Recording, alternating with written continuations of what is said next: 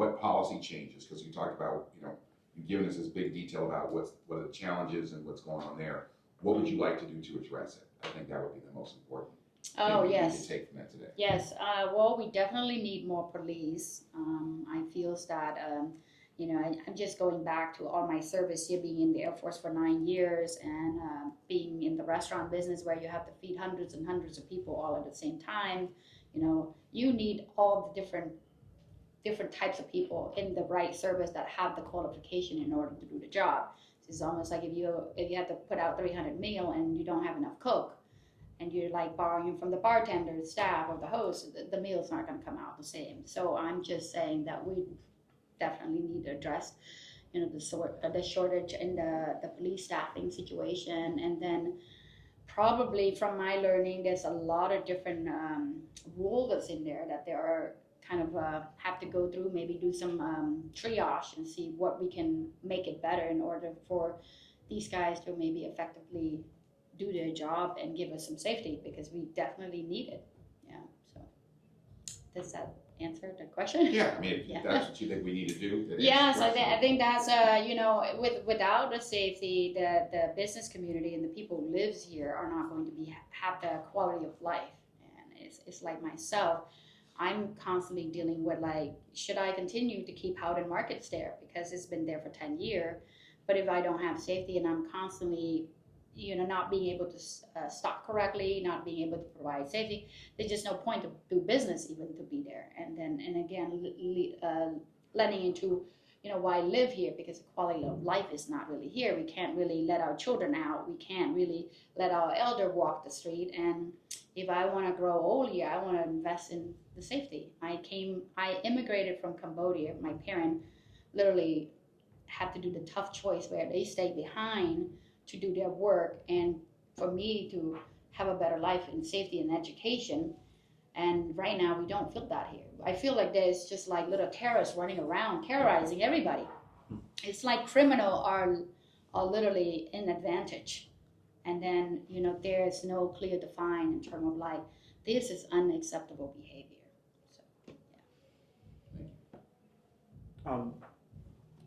So one question, we had a $177 million budget deficit that got solved by liquidating the Oakland Coliseum in order to bring in some cash that still, the deal hasn't closed yet, but the promise is that we're bringing in cash that allows us to temporarily address the structural budget deficit that we're going to have to deal with in 2 years. So I guess the question for you is, if you're elected to city council, what will you do, and what do you believe needs to be done in order to help Oakland address this structural budget deficit that we've been facing? So this is I've been thinking a lot about this. How would I do that? Because as a 20-something year in business and multiple different career, I also held commercial real estate license, do a little bit just small transaction just for my own savings and with some group of friends. The sense is that you don't sell something just to cover one-time situation. It's like me talking to the bank for the last 3 years about interest rate at the Howden market. We went from 5.25% to 10.25%, and I'm saying, okay, bank, if you were to go ahead and want us to go with this new interest rate, I know that the Fed have changed it, but we won't have any money to pay anybody else, in terms of the cash flow, in terms of vendors and staff and the fixed cost that's also rising. So I was able to negotiate successfully for the last 3 years to kind of keep that down in terms of we're doing creative thing, okay, we're spreading, we pay simple only, they lower 1/4, they spread the amortizations. So to give that is an example, we work together in terms of making things better. The bank have to, take a little bit of a back, and so is Howden Market. We pay a little bit more, but long story short, we're still staying in business. I think that, there is other issues in the city hall that I'm not aware of because I never worked there. That there's some tough issues that we probably need to talk about and negotiate in terms of how to make, every dollar stretch more effective and efficiently in terms of serving our resident. What I would address is doing a lot of studying. Once I get elected, the first couple months, I would be learning of what's other department, what is performing, what is not performing, what is just what we need to maybe saying goodbye to, or what we might need to restructure in order to make it make sense for the budget and for the effective and efficient of how the whole entire city hall should be running. And of course, that's what I will be starting at in terms of like looking at all the costs and everything, and then going from there. I think one of your questions is talking about like Measure Z, and that should be passed, yes or no on that. And I think it's been there, and so I said yes to that because I think that we still need money in order to operate the city. Like for the private sector, it's really different. If you don't have money, then you can't run. For the government, it's interesting because I've been studying up on this. You just pass more measures and more bonds, and then you raise PG&Es, and you pay garbage, and then you paid at the end of the day, the people are still paying, and then we're all looking into our own pocket and say, wow, how come we don't have any saving for rainy day fund? Or why is we don't have any disposable income? So for our quality of life, we literally like living paycheck to paycheck, and this is where Americans are going. And I feel it's just like that needs to change. So we need to like really carefully looking at some of these things. So as news to this is where I'm at right now. Cool, thanks. So on that. Or we out of time? Or? No, we have plenty of time. I was just going to ask about, and you see it somewhat in downtown, but around the rest of the city, homelessness or across the city, and blight, of course. And any thoughts on how you would approach? Oh yes. Solve that. That really bothers me. In my country, I remember on Wednesday as a child, we all had to go outside and pick up trash all around the school and in the neighborhood with all the business and everything. And while the teachers are in the classroom planning agendas and stuff, I think we should definitely get our youth involved a little bit more in terms of that. And of course, it needs a lot of everyone involved into it. But for me, it's like we definitely need to clean up our city and our street. If we want anyone to come and invest and live here and open business, anything like that, the street definitely need to be clean. I have a lot of idea because I'm a business owner. I'm an idea person. It's like we can possibly like have some kind of fun. Like maybe this is a little bit like I think San Francisco did some of this where the city kind of worked with like landlord or company that owns those kind of retail space that can work with the city where they have some kind of subsidized funding for business to start.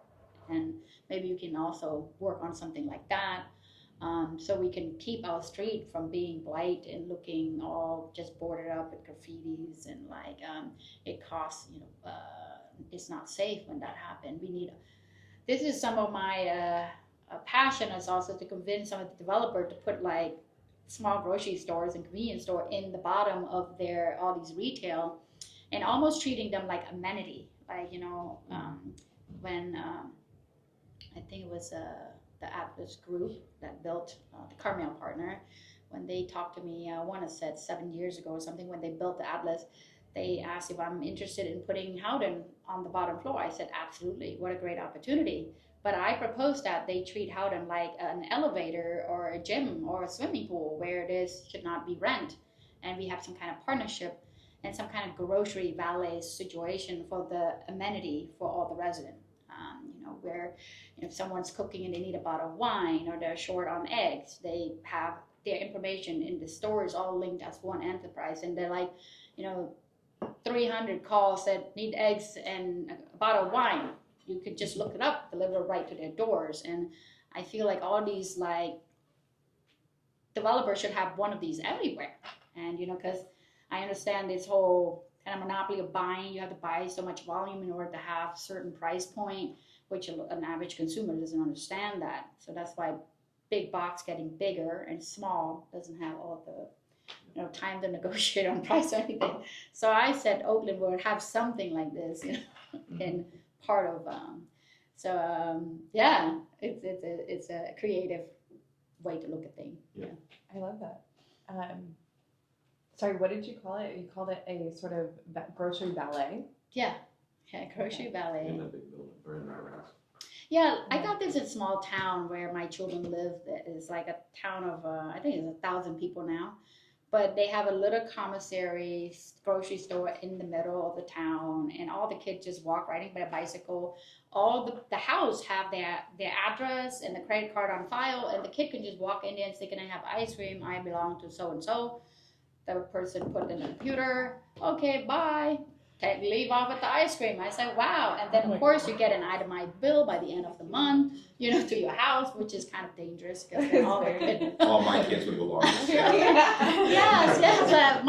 My kid does abuse that privilege because they'll be like bringing all their friends, and I'm like, ice cream on grandma's today, don't worry. But it was just a sense of community, kind of thing. So I thought that was great. Yeah.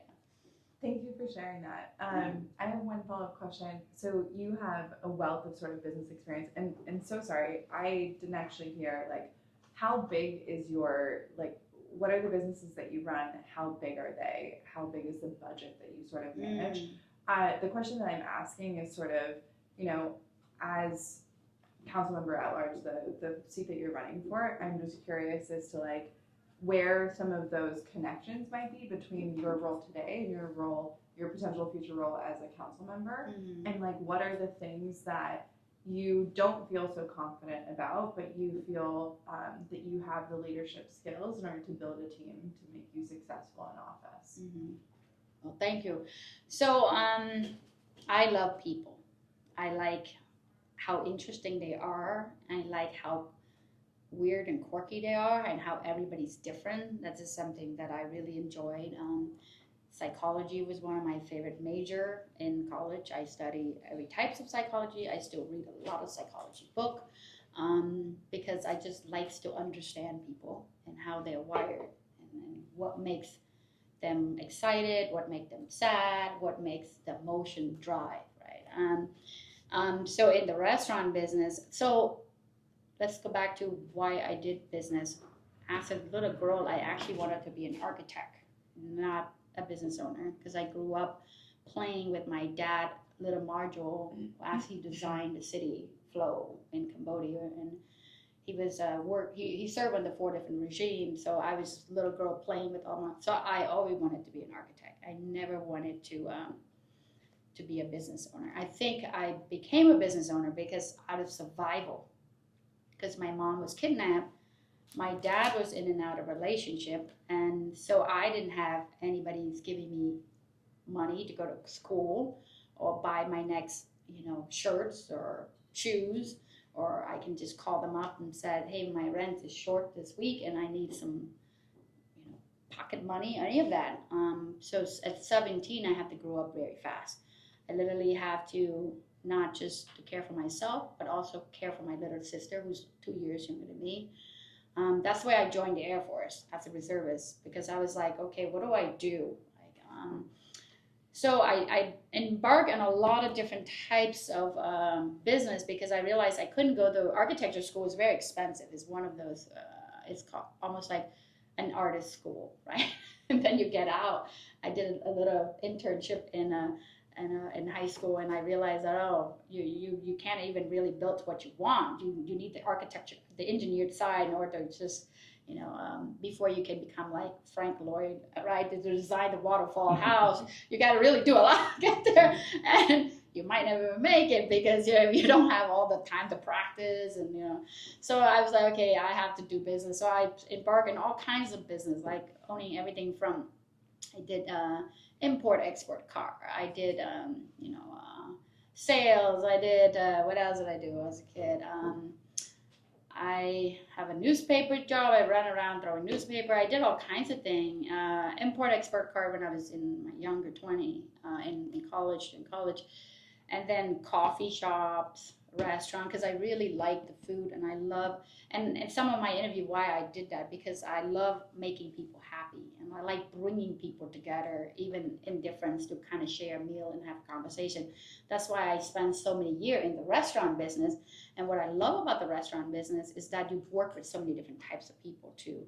If different age bracket, different group, different background, and then you have to pull people together in order to serve the purpose of service. And you have to do it 365 days a week, every day, and you have to be on the ball, or else you won't have customer, right? And so this is where I believe some of the skill set would lend into the city hall, that I could pull people together and share their goal and their different, and negotiate into how do we make it better, where we benefit the whole. Negotiating in the business, you have to negotiate all the time between vendors and salaries and pay and bank and all kinds of stuff. And my latest is, which is real estate, because I think, and that takes a lot of different like scenario, people also to make certain things work. And sometimes you work on certain thing for like a year, the whole thing falls apart and it doesn't even like work. So the love of people, bringing all the different skill set, negotiating, those are what could lend to City Hall really well and making things happen of all my background. Thank you so much. We're at time. Yeah, well, thank you.